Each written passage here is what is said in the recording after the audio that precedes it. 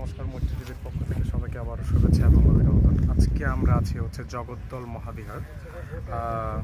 এটাও আমাদের হারিয়ে যাওয়া এক পুরনো তীর্থস্থান বললেও চলে, যেটা বর্তমানে হারিয়ে গেছে বললে চলে। আমাদের কুমিল্লা, ময়নামতি, শালবন বিহারের মতো এখানেও যে একটা বৌদ্ধবিহার আছে, আসলে সেটা জানতাম না। আসলে বৌদ্ধবিহার বললে ভুল হবে, সেটা একটা বিশ্ববিদ্যালয়ের একটা অংশ।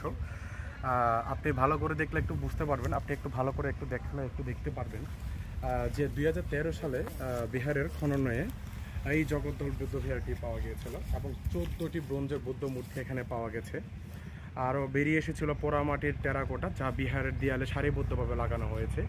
বিহারে এ পর্যন্ত খননে বেরিয়ে এসেছে 33টি ভিক্ষু কক্ষ। পাওয়া গেছে বিহারের পূর্বমুখী প্রবেশদ্বার, যার দৈর্ঘ্য হচ্ছে 8 মিটার এবং 8 মিটার প্রশস্তের একটি হলঘর পাওয়া গেছে।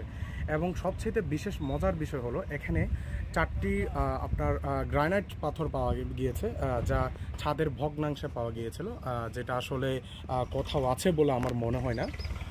তো পুরোপুরিভাবে আমরা যদি ধরতে যাই, কুমিল্লার বৌদ্ধ বিহার, শালবন বিহার, তারপর হচ্ছে আনন্দ বিহার, দিনাজপুরের টেরাকোটা বিহার সহ এই টেরাকোটা পাথরটি আসলে কোথাও পাওয়া যায়নি।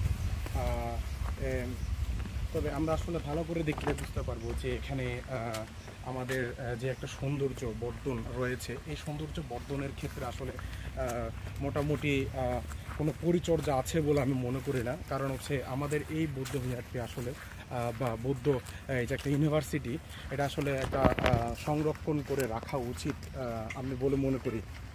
তো এই ছিল আজকে এই জলবর্ধন আপনার মহাবিহার থেকে। ধন্যবাদ।